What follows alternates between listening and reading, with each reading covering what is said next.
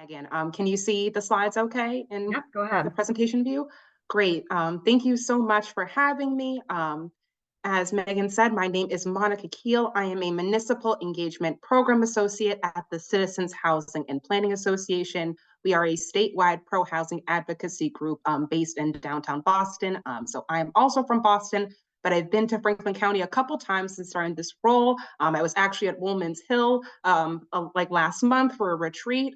So definitely hope to be back in the near future as well. So tonight, I'm just going to be talking about this is a part of a housing diversity session that we've been putting on these last couple of years in Franklin County. And this time we wanted to do some myth busting based on what we've been hearing in the community. Perfect. So just a little bit of background on my organization. And if you see me looking down, I'm just looking at my paper notes here because I'm a little old-fashioned in that way. So our mission at CHAPA is to encourage the production and preservation of housing that is affordable to low and moderate income families and individuals, and to foster diverse and sustainable communities through planning and community development. We do that through advocating for opportunity, expanding access to housing, and developing the field in workshops and trainings like the one you're attending tonight. So thank you all again for joining.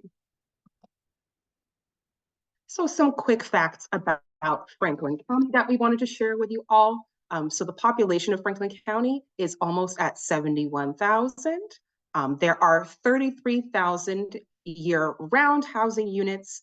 2/3 of those are single-family dwellings, so that includes attached and detached, and 30% of those are renter-occupied, and about 2/3 of that 30% are in Greenfield, Montague, and in Sunderland. Only 7% of these 70,000 are deed restricted, so that's about 2,500.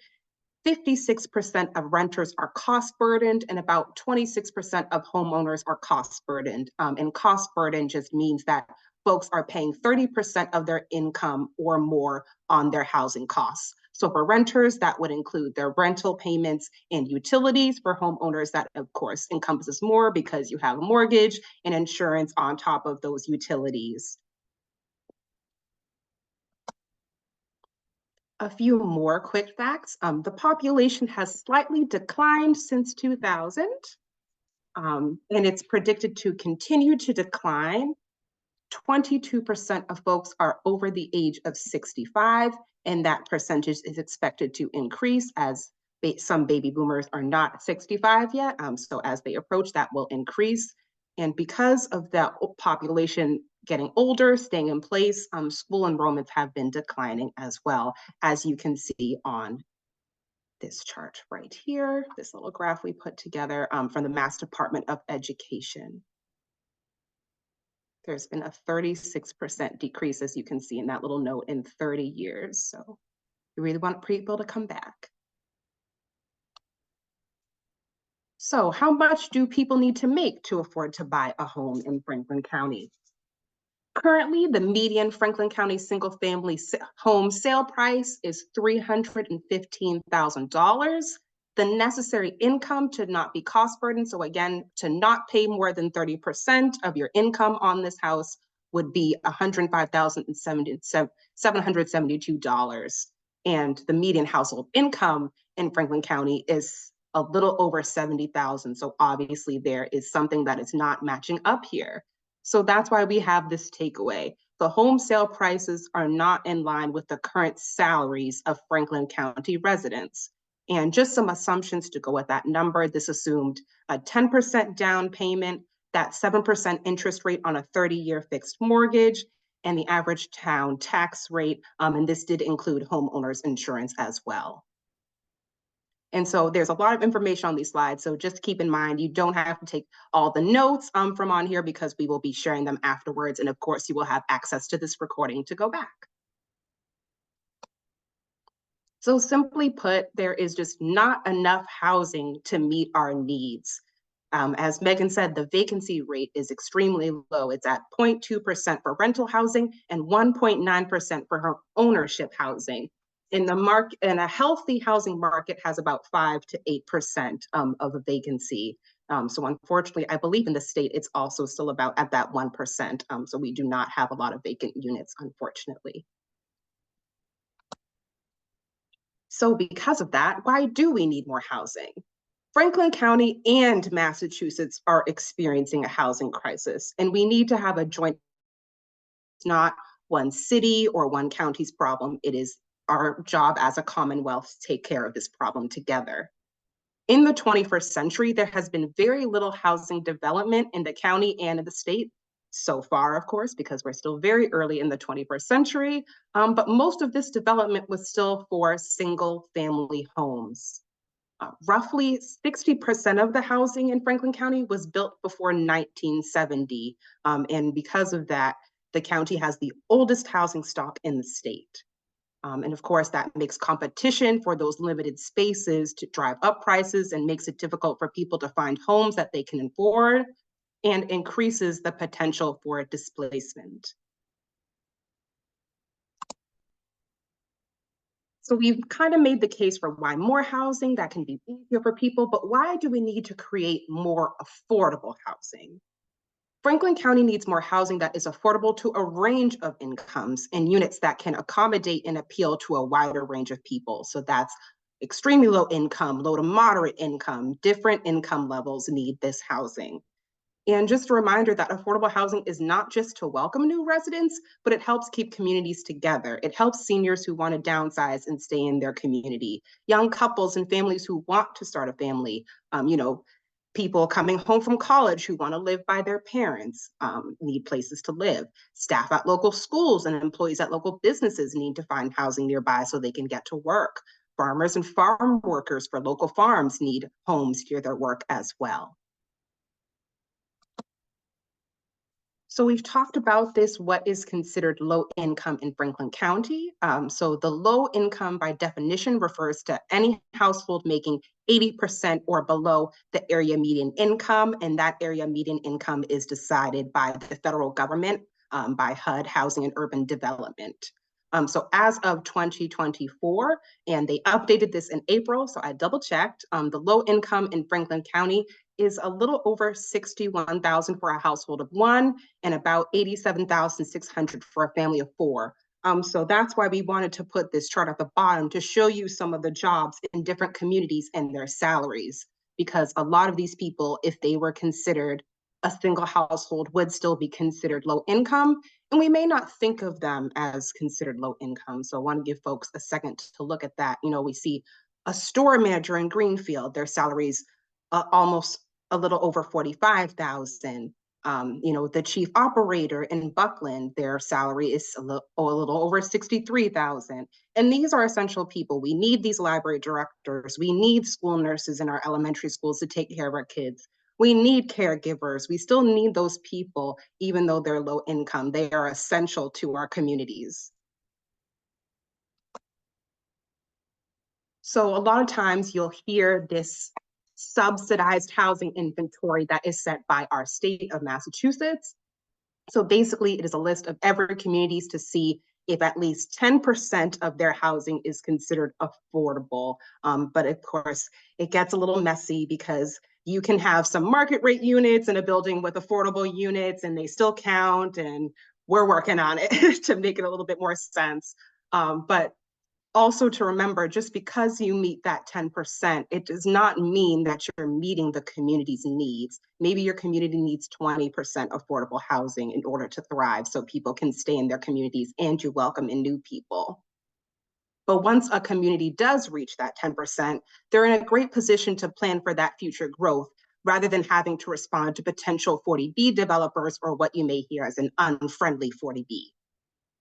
Franklin County needs more housing that is affordable to a range of incomes, as I've said before, and units that can accommodate to a wider range of people. So that's making those units accessible as well. And as I said before, affordable housing is not just to welcome new residents, but also keep our communities together because our needs of housing can change. So again, why do we need to create more housing? Many Franklin County residents who do not qualify for most affordable housing still face housing challenges. These residents may need to downsize or move to a larger home with a growing family. Like I said before, they may need accessible units or need to move closer to transit because they can't drive. And a lack of housing and diverse housing choices on the open market makes it very difficult for them to find housing that suits their needs at a price point that works for them. And additional housing would provide opportunities for more of these employees to live in their community where they work, shortening their commute time, increasing their ability to be involved in the community. And that also helps with traffic if people can walk to work versus having to drive. So what happens if we don't act now? Failure to address the housing needs in Franklin County has already and will continue to have negative impacts on the county. This can include economic vitality, social, cultural, economic, and racial diversity, environmental sustainability, vibrancies of downtowns or in those villages, ability for local businesses to attract and retain talent, sustainability of a population needed to support our schools. So again, nurses and teachers, and of course, it can impact that community character. And something I've heard recently about the community character is it's not about the buildings, but it's about the people. And so keeping your community together helps that character as well. All right, so now we're going to get into the myth busting in case there's been any questions during that first portion of my presentation. I don't see any yet, Monica. Just to remind everyone, if you do have questions, feel free to use the Q&A at the bottom of the screen, and Andrea and I will be monitoring those to answer them. Great, thanks so much. So we're getting to the myths. We have a few of them. And again, there's a lot of information, but we want you to be able to go back to this so you can read it directly to someone if you hear this myth. Excuse me. So the first myth, affordable or multifamily housing will be a net drain on the town's fiscal resources. So I've done a lot of research preparing for this presentation. But one of the studies we found from the Joint Center for Housing Studies at Harvard University, and I do believe this is a clickable link when you get a copy of the slides, but I can send you along with the handout of the vocabulary sheet that will be giving you a list of links to do research. So that will include, the entire subsidized housing inventory as well. So this study found that rather than imposing a greater burden on local governments, higher density developments like townhouses and apartments, so like that missing middle housing in redeveloped buildings are actually more fiscally prudent than traditional suburban sprawl. This study noted that apartment development generally had fewer children than single-family homes and often pay higher taxes than single-family homes, as they often categorized as commercial real estate. So something I like to think about is who is most likely to have more children? Someone renting a 2 or 3 bedroom apartment or someone trying to buy a 6-bedroom house? Which one of those is most likely to have children in them? And lastly, they find that for other types of infrastructure and services, multi-family housing is more cost efficient than single family or low density development. Sewer, electric, road, police, and fire services are all better offered in densely populated community and benefit from economies of scale and geographic scope because they have that easier access. So another report that we looked at, this looked at the local economic impacts of typical housing tax credit developments. So they found that new multifamily development actually does have those fiscal benefits as well. So they had some real numbers. Now this was based on a development of 100 apartments. I'm sure that is probably not something that would be very feasible in Franklin County, but just to have that solid number there of 100 apartments. So they found that the estimated 1-year local impacts of this building in a typical family tax credit included $7.9 million in local income, $827 in taxes and other revenue for local governments, and 122 added local jobs. The additional annually reoccurring impact, so again, annually, was $2.4 million in local income, $441,000 in taxes and other revenue for local governments, and 30 jobs a year. So that was really great. And the total income and taxes generated through multifamily development go towards spending on locally produced goods and services, as do the incomes of the folks. We're really good at supporting those local businesses, which is so important. So we also found this local example in Orange, and I think I saw in the chat there were at least a couple people joining from Orange, so special shout out to y'all. I've been to Orange, big fan. So some parcel data in Orange showed that affordable housing developments are assessed for significantly more than similar sized parcels with single family homes. So these were some examples on East River Street for multifamily homes. So there's King James Court. It's 120 units on 5.1 acres of land, and that was assessed at $5 million. There's Pinecrest, 114 units on 17.6 acres, and that was assessed at $3 million. So comparatively, in the single family homes in East River Street, the address 380 East River Street, that single family home on 38.7 acres was only assessed at $800,000. And similar to on another part of East River Street, the single family home that was on 33 acres was assessed at $323,000. So it's single family homes on these giant parcels of land. All right, so are there any questions on myth one? And I see things moving in the chat.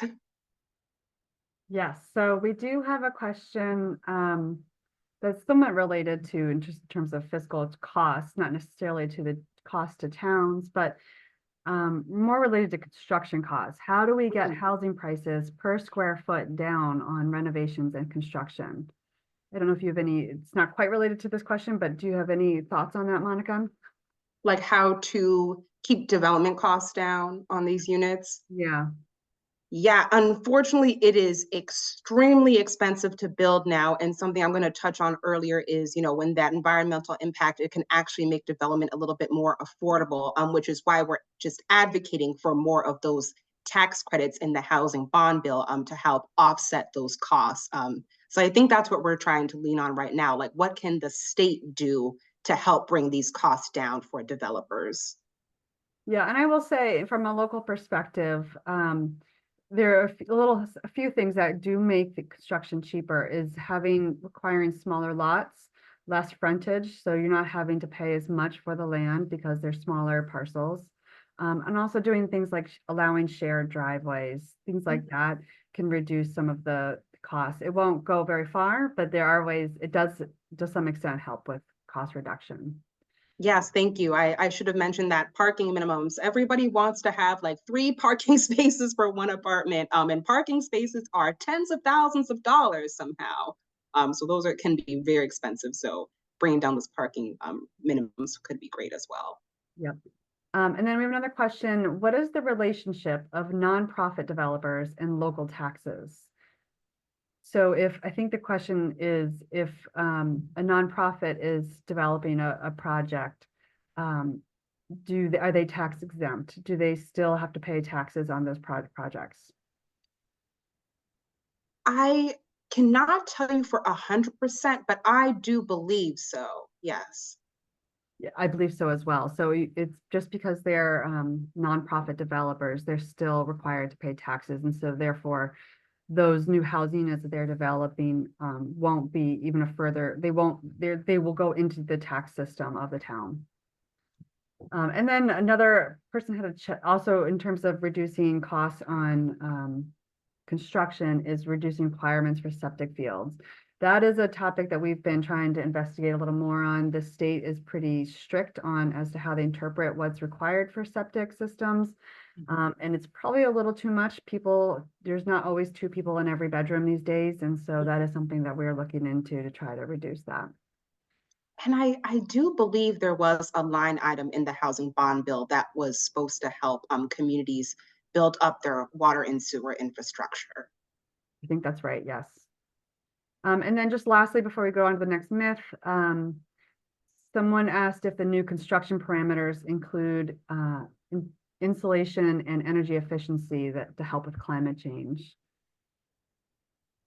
And so I can answer that real quick, is that yes, all new construction is required to meet the stretch code requirements, which does increase costs because they have to be more efficient and more insulated. However, in the long run, you are definitely reducing your costs in terms of energy use. So it's a little bit of a wash there.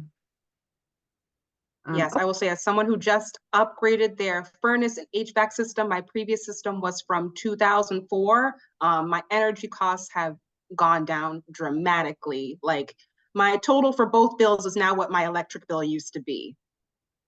So that's been very helpful for me. Great.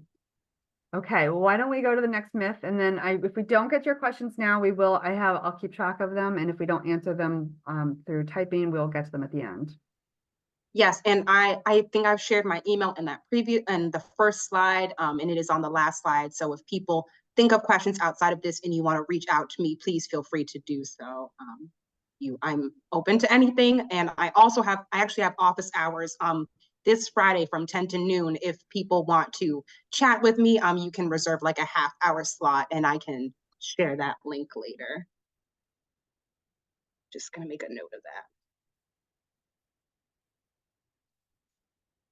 Great. So now for myth number 2, and again, you will have an opportunity to ask a question after each myth. So this myth is, my town / Franklin County has enough people. Why do we want to attract more people? That's what we'll get if we build more housing.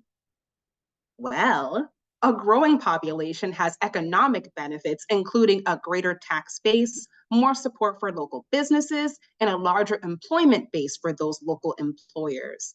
So just think, with school enrollments, they're declining, but if you still have schools in the system, but you don't have that tax base, your taxes will increase because the children will still need to go to school.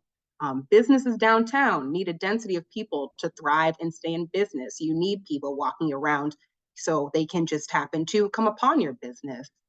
In declining school enrollments, like I said, mean increased cost per student and unsustainable spiral of reduced offerings, furthering reducing enrollments. And that is not what we want. We want to keep our young people smart so they will go to college in Massachusetts and stay in Massachusetts when they want to start their families and start their businesses as they get older. So while it may feel like the county is doing okay, we want to plan for the future. The latest population projections show that Franklin County's population could decrease dramatically. And proactive action, like building housing to attract people and students, is needed to avoid this loss. We want a proactive approach versus a reactive approach. The current housing stock is not diverse or flexible enough to attract and retain the population we need, serve our current aging population, or provide opportunities for young families who want to grow here in Franklin County. So that makes it a little bit faster. So definitely want to open it up to questions if anyone has one.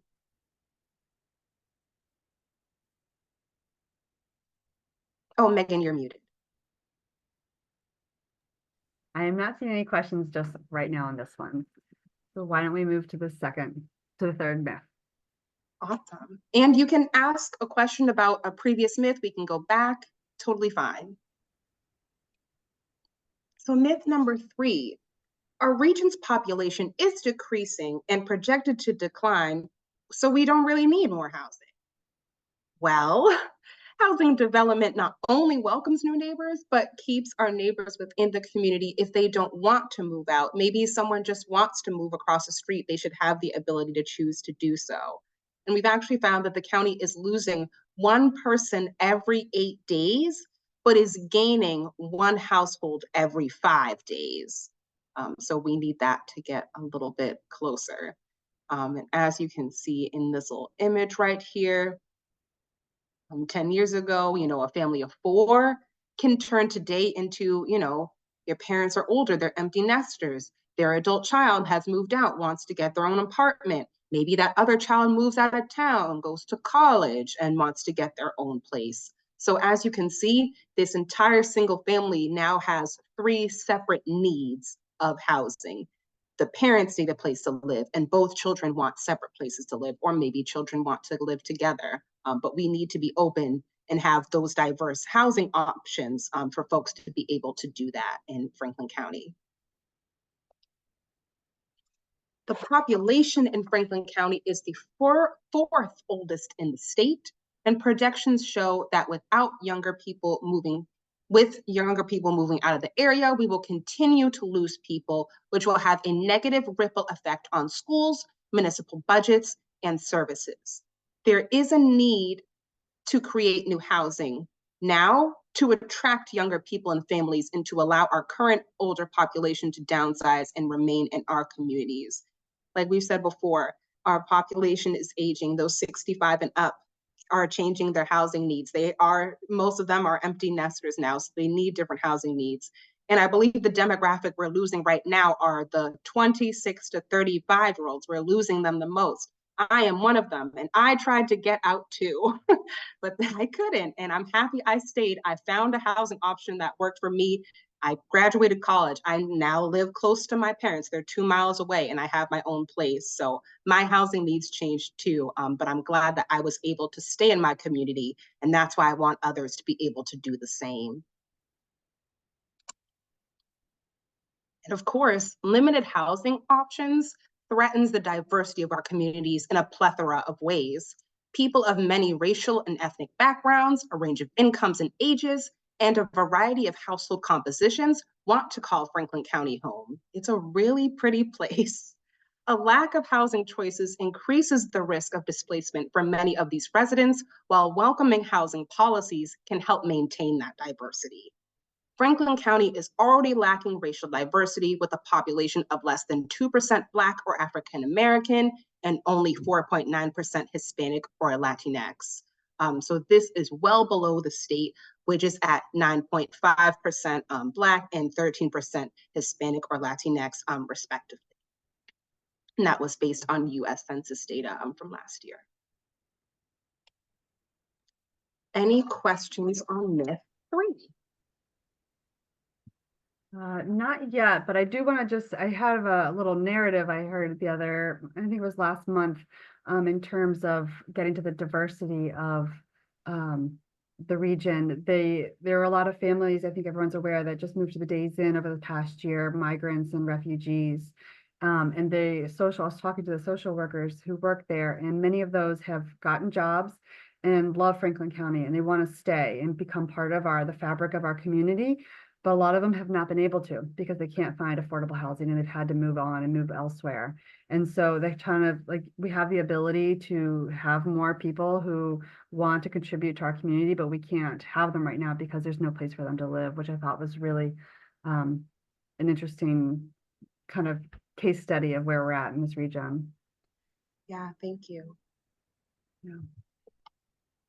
I'm also just looking at what's going on in the chat. I'm talking about subsidized housing inventory, who is over 10%, who's just shy.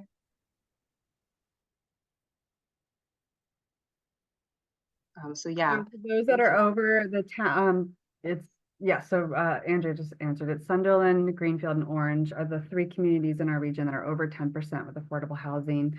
Montague is very close. I think they're at 9-something%.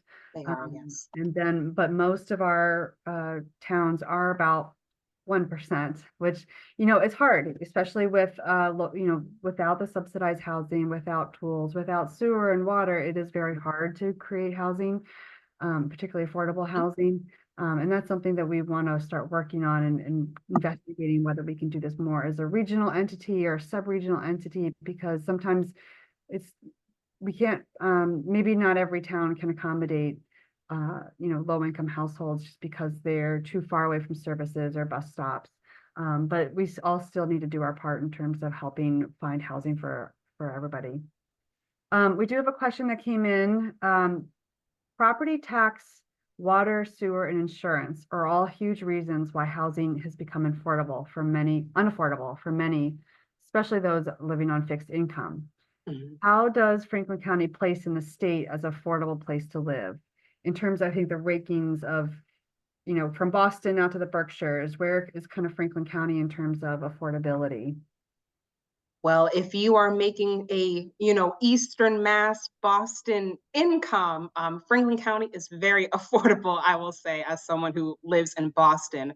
But of course, that affordability is so relative. So what may be affordable to me is not what is affordable to other people. So of course, when you come to Eastern Mass, Greater Boston is very expensive, which is why they have programs like Mass Housing Partnerships, One Plus Boston Mortgage, that helps with down payment assistance and getting those lower interest rates. So there is a statewide program, but because Boston is so expensive specifically, they have those added programs. So I believe, yeah, they're obviously not as expensive as Boston, but I do believe comparative to the Berkshires,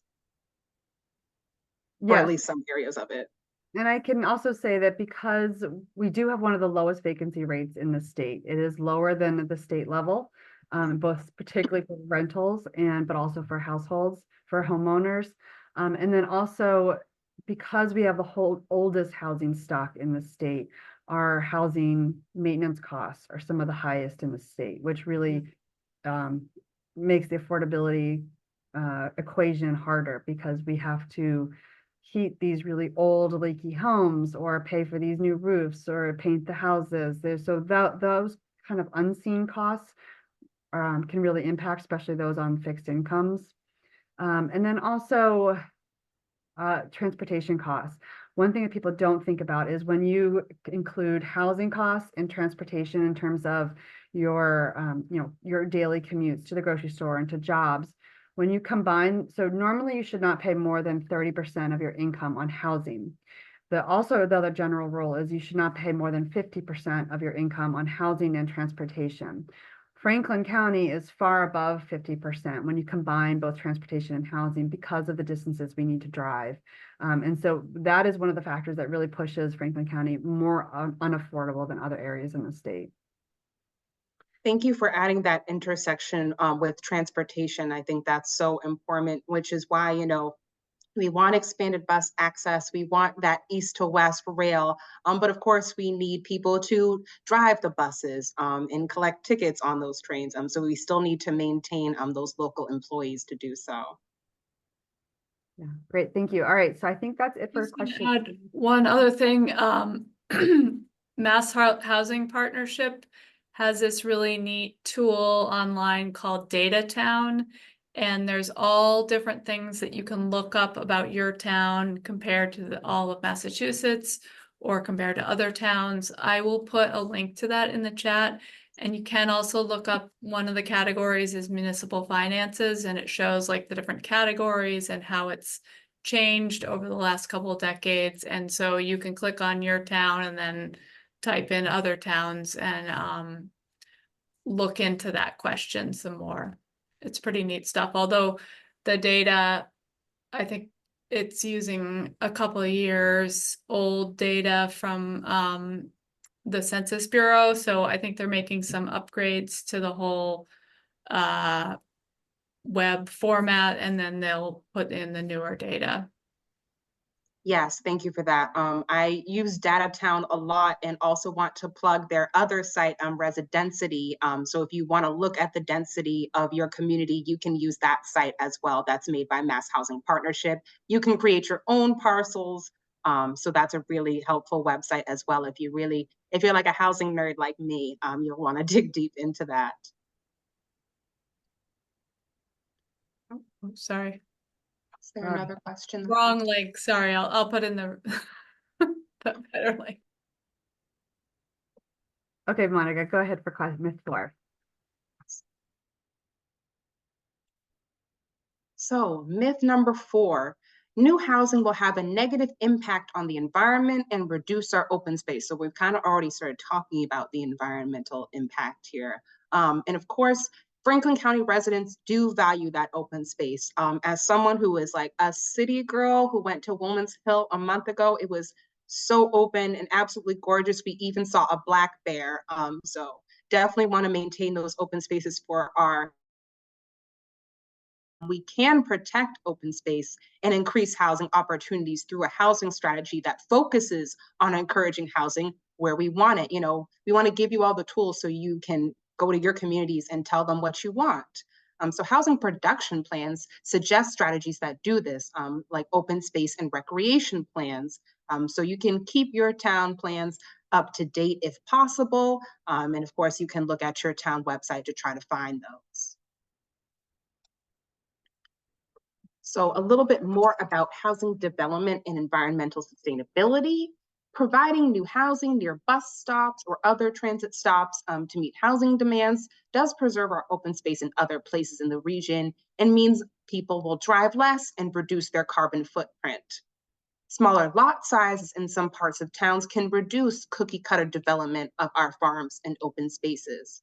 And like we said before, new housing is expensive, but it's often more environmentally friendly because of those stretch codes, things like passive house, all electric buildings, or zero carbon buildings. Any questions on this myth?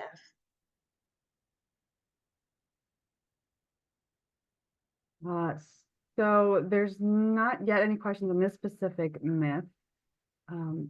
One person did make a point about how because of our older housing stock, we also need to help keep people in the area that help maintain and repair our homes, our tradespeople. That is definitely a field that is getting smaller and smaller and more valuable, especially for people with older homes. And so they don't, they need affordable housing as well. And that's something we often forget about. Yeah, thank you to whoever said that. Now I'm like really excited to get to this discussion because I see the chat is still moving. And in terms of open space and preserving it, there are a lot of zoning tools that can help with that. And so if people have questions, please contact the FRCOG. We'd be happy to discuss and help you explore various zoning bylaws that might be applicable to your towns to help keep growth concentrated in certain areas while maintaining the neighborhood's character and feel while preserving your views and your fields and your farms and forests. Yeah.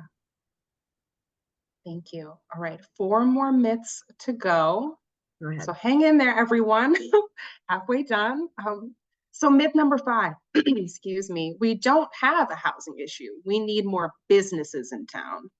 It is true that adding more local businesses would benefit Franklin County, but we also need to ensure that people who work in those local businesses have an affordable place to live and ideally nearby that business.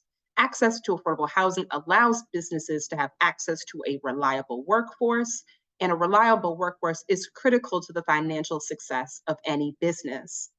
Offering housing that is affordable to all income levels means all residents have more disposable income that can be spent on those local businesses and services. So this leads to more money flowing through the community, which we always want.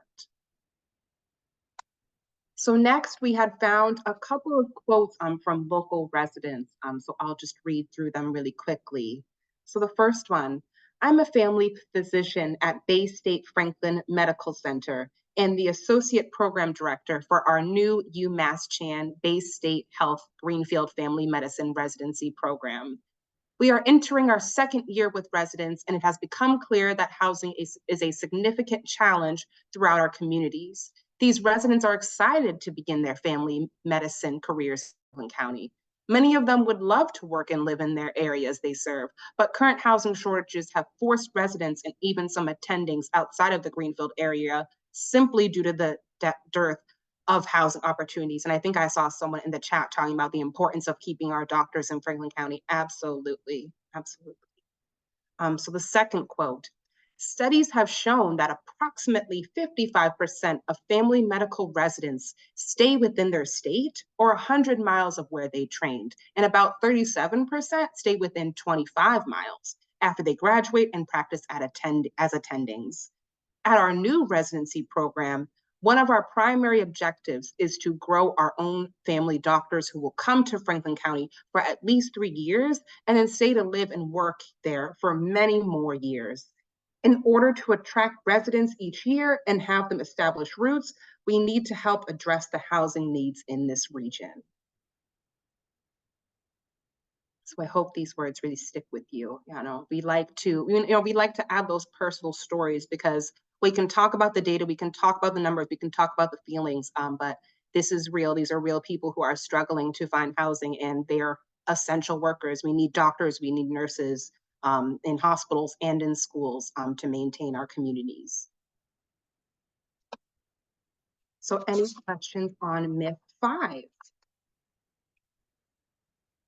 So I don't see any yet. Someone did ask, as you pointed out, about the need for doctors here in the region is definitely an issue. And just to point out, the attendings and resident doctors, they are not necessarily low income. We need housing for everybody. It just is absolutely across the board. And we have heard from many businesses, local major employers here in the region, that their ability to recruit people here to the region is being impacted by the lack of housing. And so it really kind of all goes together in terms of the economy, economic development, housing, which, then informs how many kids are going to be in your schools, everything down the line.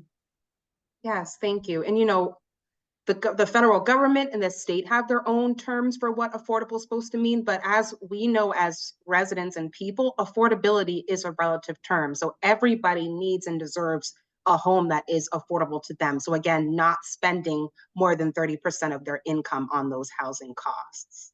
Because you could even be making $100,000 a year and you could still be living paycheck to paycheck. Yeah, I think that goes to a question that just popped up was, if a business is looking for affordable housing, it would seem to imply that businesses need to pay more than the average cost to live in that community. How can we draw higher paying employers? I think, Monica, you just answered that. Even if we have higher paying employers, we still don't have the sufficient housing for those people. If all that's available is $1 million house and you can't afford that, then you're kind of out of luck. Yeah, I will also add, this is like a local to me thing, but I had a staff meeting today with our programs team. And for one building that was 35 units, they received over 500 applications. So those are all people that said that was affordable to them, but it's so competitive to even get into those units that even if you can't afford it, or if you're buying a home, you could just get beat out by an all cash buyer, even though it's it's affordable for you to have that 30-year fixed mortgage. Great, thank you. All right, how about we move to myth 6? Awesome, moving along. So myth 6, new housing development will change the character of our community. Most people love their town and don't want it to change dramatically, but communities are not static. We can be open to growth and change while still preserving the physical character of existing communities. And of course, community character is not just the built environment, it is the people as well. Communities are stronger when they are diverse and provide housing opportunities for people at all stages of life. So again, that's from living at home, growing up with your parents, to getting your first apartment, to getting your first house, to potentially having children who need to move out and have their own homes. So it's a whole, all stages of life, you need that housing. Franklin County has seen young families and seniors move out of the county because of housing, and will continue to see out migration without adding more housing options. Let's also remember that we've all been seen as the change in the community. I like to think about, I saw this post one time that had a bunch of newspaper clippings about every generation being lazy, going back to like the 1910s. And I was like, oh, so we've all been blamed for this. We've all been seen as lazy. I like to think about music and how those spaces have changed. Elvis Presley was not accepted as first, and now he's one of the biggest stars and everybody knows who he is. People had college kids pushing back against things like the Vietnam War. That was seen as very taboo. And now we're like, of course, that was a part of our history. So always remember, we've all been seen as the change in a community. And also to add, collaborations between entities like land trust and housing developers can help protect that open space as well, while also building more housing. And I will say, as someone who is pretty connected to the Franklin County Community Land Trust, we're really trying our best. I said I was at Woolman Hill for that retreat. That was a community land trust retreat with Hampton and Hampshire counties, because we saw that we could come together as counties. If we want to apply to grants, we have a better shot money if we all work together between those 3 counties. So definitely more to hear about that coming up later this year. Any questions about myth 6 coming in? don't see any yet. But I will, as you mentioned, Monica, in terms of land trust, there's also more of our traditional land preservation land trust here in our region, like the Franklin County Land Trust and Mount Grace. And they are also looking for ways to partner land conservation with building a housing, whether it's for farm workers or for others. And there's a lot of interesting partnerships that I think could be developed over the coming years. And Franklin County, if anything, is known for people pulling together and working together. So I think it's one of our assets and strengths that we should definitely be looking into.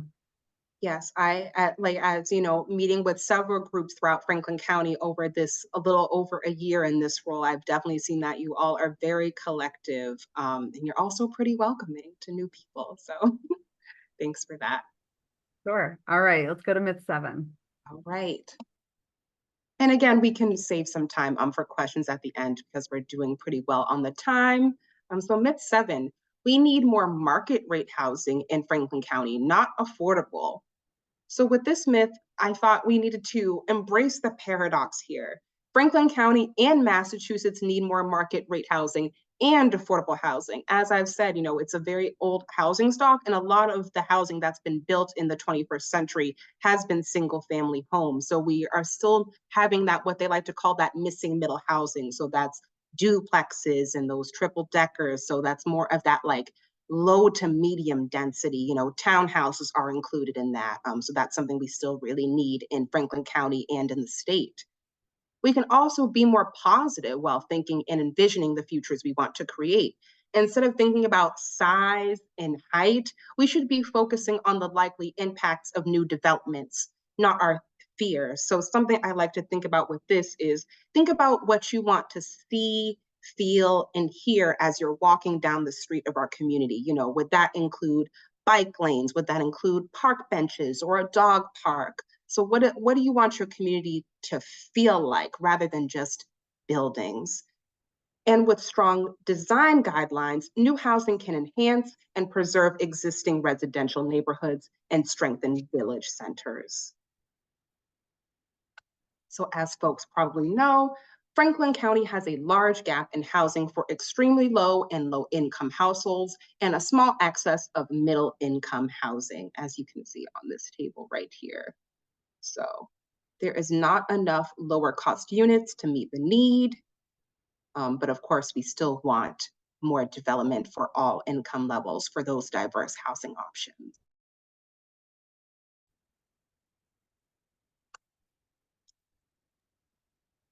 So any questions on this myth? No, our group has gotten a little quiet, but I tell you what, Monica, can you go back to that last slide? I just want to touch base to that chart.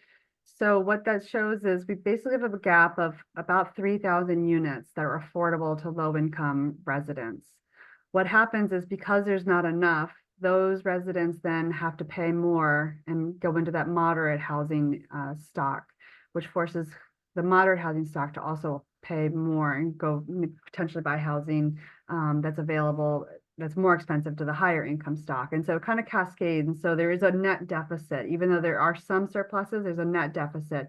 And what it really translates to is while people may all have housing, although we definitely do have an unhoused situation here in Franklin County, what it really is means there's not enough housing that is affordable to your incomes. And the other thing I'll add is that there are also people who maybe as they age, they can no longer afford to keep up their house, and then the houses are degrading. And if they had a place that they could downsize to, that would free up some of these larger houses. So maybe that sort of addresses, there's a comment rather than a question in the Q&A about affordable housing and businesses and pay and salaries and that sort of thing. But I think the key is that because there's not enough housing, there's sort of an inability to move around and also draw businesses of any kind if there's not enough housing for workers. So. Okay, it looks like the questions and comments have paused, so why don't we go to the last myth? All right, looks like we'll have time for a discussion. So last myth of the night, but there will be opportunity to share any myths that you may have heard in your community a little bit later. So this myth, we can't really do much about housing or multifamily housing or affordable housing in my town because we don't have municipal water or sewer. Well, housing development is expensive and private water and sewer are additional expenses that are hard to overcome. We do acknowledge that. But many towns do have areas in town with municipal water and or sewer, and those areas could be zoned for denser housing and more diverse housing. In 2020, Vermont passed a law requiring areas served by municipal water and sewer to establish zoning allowing for 5 or more units per acre. So that's pretty low density. And in areas of Franklin County, Massachusetts, where there is no water or sewer, there's still quite a bit of variability on those minimum lot sizes. And many towns have zoning that greatly exceed the minimum space needed for a well and septic system, increasing the cost of buying a lot for housing. So this chart kind of shows those minimum lot sizes in the different communities in Franklin County. So I hope you all can read them okay. And again, we will be sharing these later. And just to clarify, these are the parts of the zoning districts in areas of towns where that aren't served by municipal water and sewer. The highest is Row with 4 acres required for a lot. That goes down to 3 acres in some communities, 2 acres in others. Conway has 1 acre minimum lot size. And there's one district in Sunderland that doesn't have water and sewer, served by water and sewer, that has a lower lot size than that.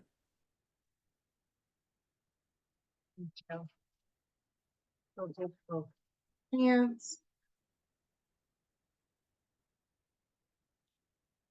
And of course, within this, you can work with different densities per acres as well. So it doesn't have to be 5 like in Vermont, it could be 4 or 1 units per acre as well. Any questions on this last myth? There are not at this point. And we will say that there are here's a question now. How low can you go from minimum lot size within sewer districts? So I think that depends if you do have public water or not. But you can, if you have public water and sewer, you can go fairly low, or this lot size can go very small, and you can have multifamily housing as well. For those on septic, traditionally, the rule of thumb is you probably need about 1/2 acre to 1 acre to accommodate a septic system. Larger if you also have to have a well. But it also depends on your soil, how the soil percolates, whether it's very sandy soil or whether you have rocky ledge in your parcels. And so it does vary. And so not all towns are going to be able to get to a 1 acre minimum lot size just because of soil geographic constraints. But understanding what soils you do have in your town is one of the first steps that you can take to deciding whether you could accommodate more density in certain areas. One of the things that we would like to be doing, the FRCOG, over the next year or so is doing some soil analysis across Franklin County to better understand what are the opportunities and potential there for reducing minimum lot size for acres without sewer.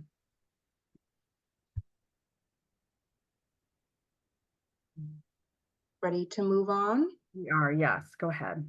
Awesome. So now a little bit more exciting part. What can I or we do? You can have, so these are some potential action items. And as you can see, it's a long list, but it's an incomplete list as well. There's so many ways to get involved. You can have your organization sign on and endorse a call to action. A great one would be these amendments supporting the local option transfer fee at the housing bond bill. But you would have to do that like right now before tomorrow. You can come to meetings prepared with testimony to speak at town meeting in support. Or even, you know, if you are in a group of people, you can get like matching buttons or t-shirts to show that you're in solidarity together about a specific topic to be pro-housing. You can speak to people's specific concerns to mitigate fears. I think that was one of the goals for this myth busting session tonight. You can speak to your expertise and why this matters to you. Something I always say in my meetings is one person doesn't know everything, but together we know more. So speak to your expertise and let others do that as well. You can send emails to your select and planning board. You can debunk myths that you heard raised in public forums and conversations. So I'm hoping you can use some of these talking points in those conversations as well. You can send op-eds and letters to the editor touching on these points.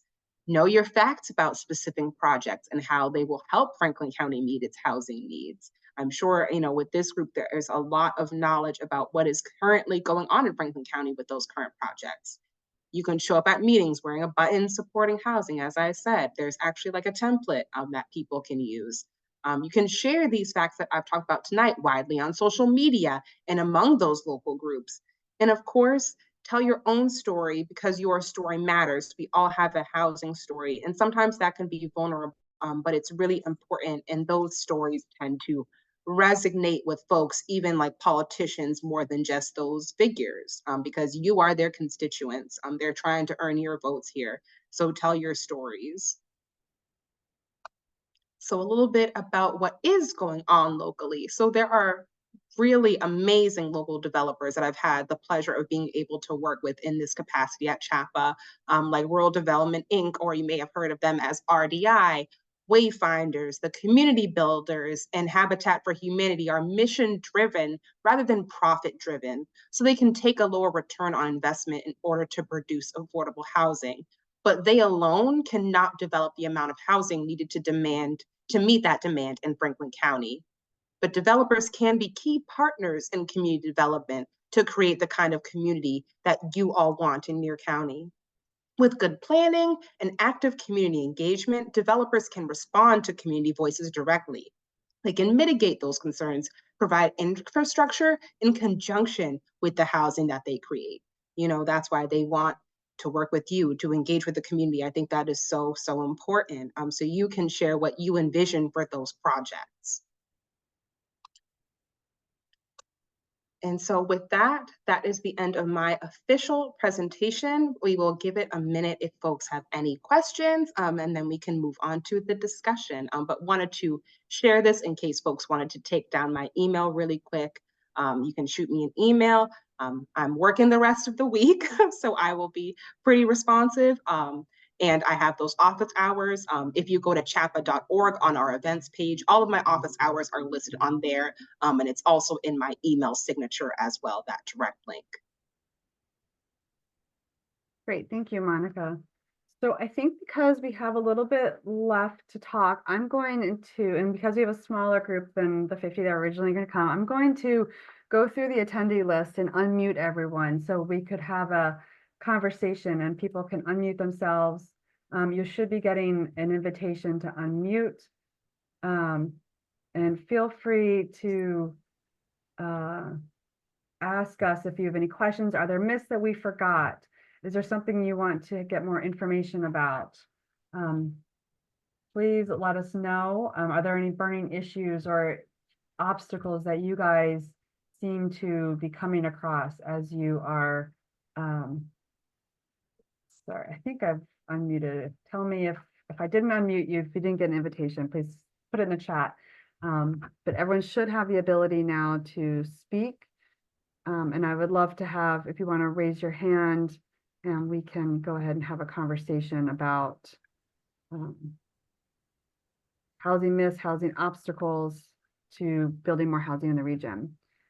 Susan, I see you've got your hand up. Yes, thank you. Thanks for this presentation, Monica. It's very helpful and really is a good use of our time, I think. But I do have one question from the last portion of the presentation.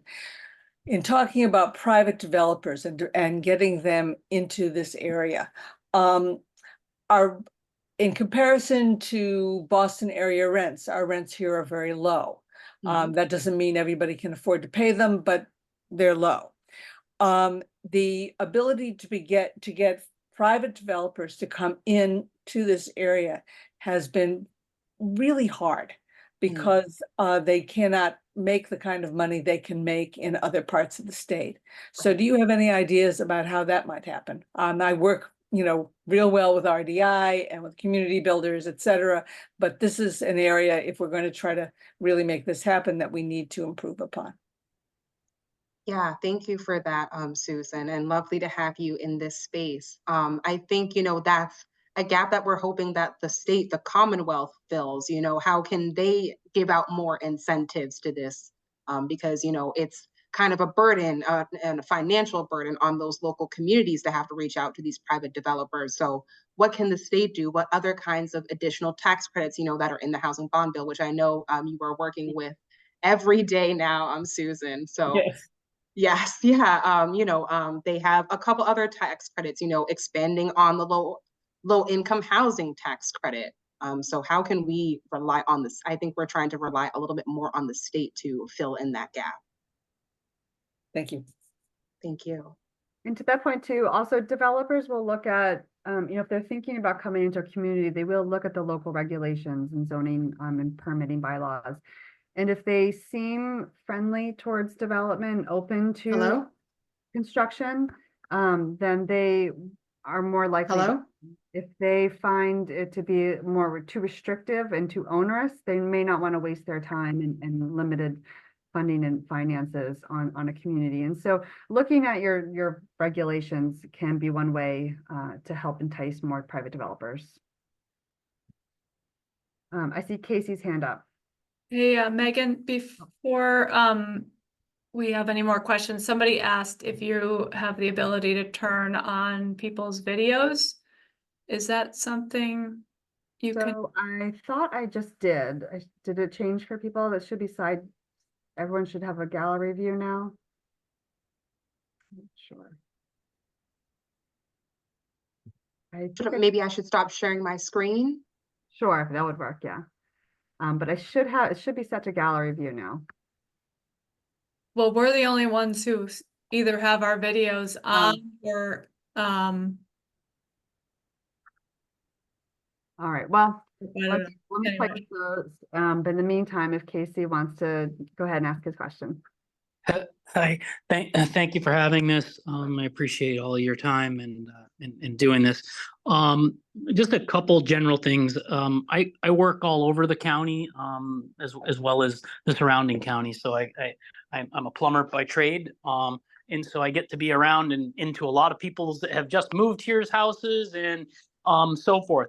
And I would say of the majority of people that I come in contact with that are moving into and around Franklin County, into Amherst area included, I tend to see people that are moving here from other areas as a big pulse piece of it, and lots of them have maybe gone to college here or have some regard back to this area. Because I always ask the question, do you got family here? I'm always personal with people and always interested to find out about how they got here. How did you find to buy a house here? And many of them have lived in Boston or lived in other, New York or Connecticut or wherever, but they've lived in bigger areas, choose to come here because it's quiet. And again, back to it's affordable. So they're able to give up a house rent in Boston and move out here. And many of them now work from home. So that's like a big piece of what's going on. So they can come buy houses and they're able, it's air quotes, affordable. And so one of my things about houses, because even, I'm from Orange, sorry, I didn't say that, but I'm from Orange. So of the towns, it's probably one of the more affordable towns in Franklin County to live in. If you want to look at it that way, housing costs here to build a house, so forth, because property's not worth quite as much as it is in most of our surrounding communities, they tend to be less. But even at that, it'll be people even from like Fitchburg that move here. I literally just fixed the ladies mini splits that moved here in retirement from Fitchburg. Just that little bit of movement, 45 minutes to the west, and it's cheaper. So they can sell a house there and they come. So that's sort of, I guess, when we talk about affordable housing and building affordable housing stock is my biggest thing about it all is realistically, a lot of the time this just ends up sucked up by other people than for say us people that have lived in these areas for a long time, lived in Franklin County either their whole lives or for 20 or plus years. They're not always the ones, they don't look at it as affordable because again, they're on those pay scales that you talked about. People are coming in. It's a pretty hard fix without getting pay scales up in this area. That to me is a huge dynamic to the housing. And when you drive, I travel a lot, you drive down south, forget going to Boston and seeing, how that's built up. But it's a different dynamic. A person wants to live in a place like, but you couldn't give me, there's no amount of money that would make me move to Boston because it ain't me. The same thing could be said for people that live there. There's no amount of money to come to Orange and live because they don't want to live in this environment. But that being said, when you drive down south, these companies, and I'm going the middle of this coming month to a factory tour of a brand new factory Renai built, which is a water heater company down in Georgia. Well, you ask yourself, why do they have these big, beautiful housing complexes all along the highway? And you can see all this housing that got built. You can also see all of this manufacturing, warehousing space, jobs, help wanted signs, good paying jobs to follow it. I think that the job piece to Western Mass and Franklin County has to be a big talking point to all of this. Yeah. Investors and developers are not going to develop off 100 housing units hoping to get employers. That it might go in unison at best, but the reality is you got to get people that want to commit to bringing jobs here. To me, to be able to, and again, good paying jobs, and then it all becomes affordable. I think as you said, to you, these prices are affordable because of the wage you can make in Boston, but yet what you got to pay in Boston isn't affordable. And so it's all relative to the region you live in. But I think we're in an event where we're chasing the cheaper. That kind of what happened in the manufacturing base. People move down south, they move to Mexico, well, the same thing can be said for housing. We're just going to keep moving this, I feel, this population of people, you're moving them into this area. And then all of a sudden, all the people that lived here can't afford to live here because you've moved in people that make a different wage than there's available here to them. Thank you, Casey. Appreciate that. I do think it's a little bit of a chicken and egg. You need to have housing to have jobs. We also need jobs to have housing. I don't know, Jesse, you've got your hand up. I know you are very tapped into the job economic development situation. Do you have anything to add for this? Yeah, so my name is Jessie Dean. I'm the Executive Director of the Franklin County Chamber of Commerce and Regional Tourism Council. So being that our work kind of straddles both residential and civic priorities in Franklin County and tourism, I kind of get to see both sides. So to your point, Casey, you're right. In terms of our ability to attract higher paying employers, we're having a tough time with that pitch right now because some of the higher paying employers that we have currently are not able to appropriately staff their companies because we do not have housing available. So for example, NEXT Technologies, they will pay people to relocate and they cannot appropriately staff their company because there's nowhere for those people to move. So I agree with you that we certainly need to raise, our average salary, absolutely. But in order to do that, we need to diversify industries. And that's kind of part of the challenge with where we are. I do want to make the pitch that the Chamber of Commerce just 2 weeks ago purchased Placer AI, which is a location intelligence software. I've done 2 trainings at this point, and it is absolutely wild with the data that we're able to extract from that software in terms of who's here and where they're going and who's visiting. So if there's any data that you need that would be helpful, we're happy to have it. But I'm hoping that we will be able to use this software to make the case to some larger employers that Franklin County is worth investing in and to help grow existing businesses. So it's certainly top of mind, but the restrictedness of our housing market is a real challenge when we're making that pitch to employers.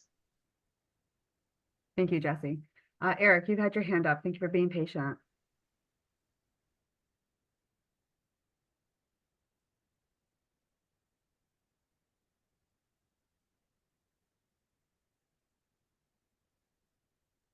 I'm muted. Eric, you've had your hand up. Do you have a comment?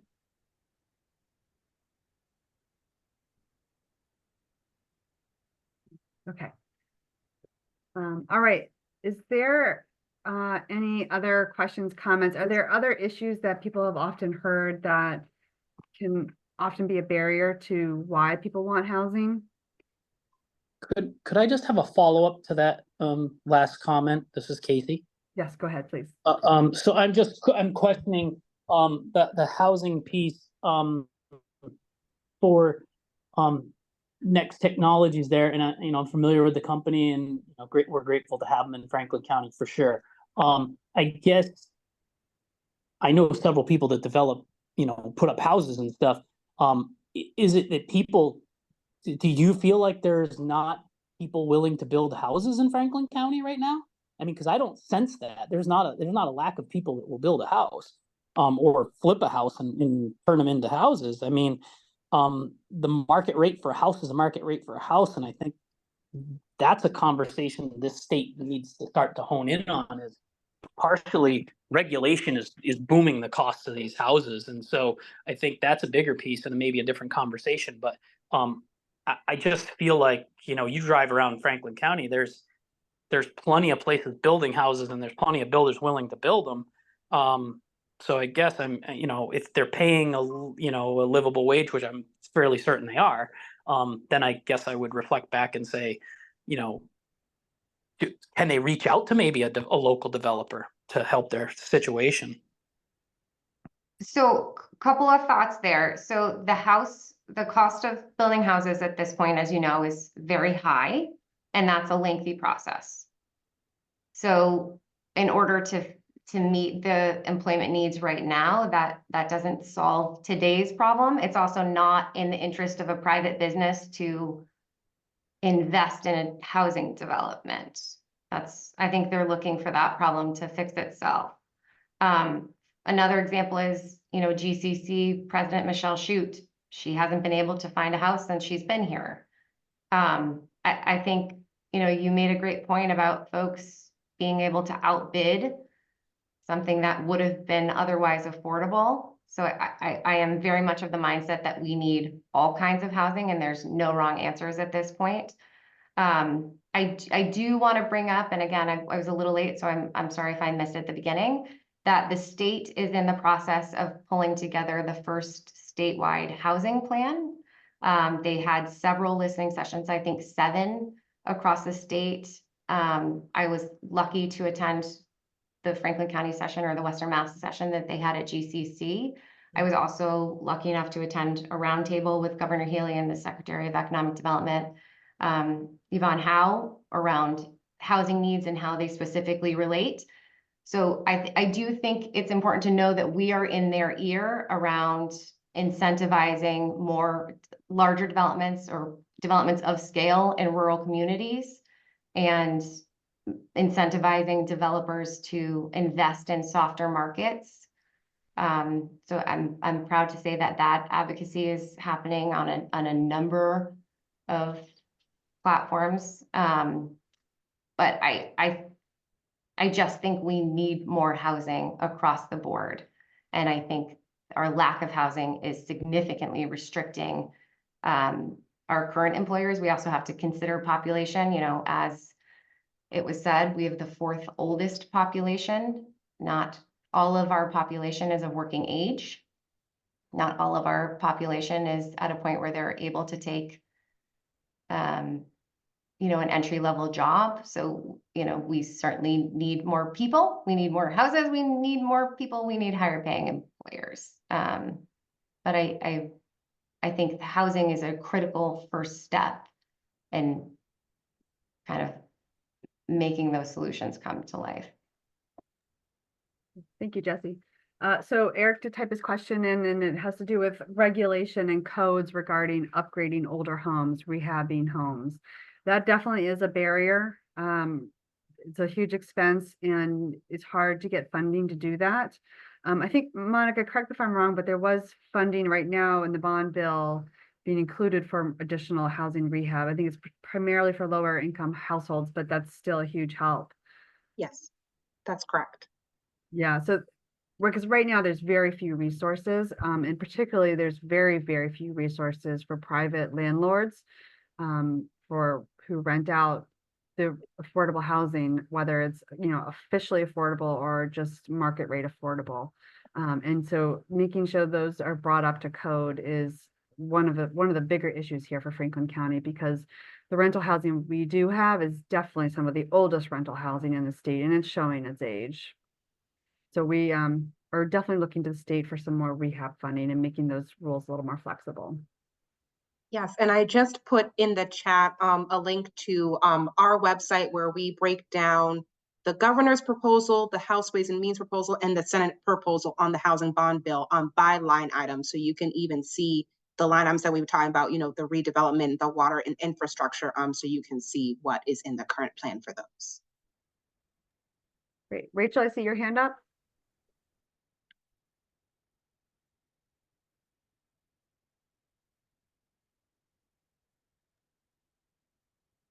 Rachel, did you have your hand up? Me, Rachel Stoller? Yeah, I thought I saw your hand up, but No, okay.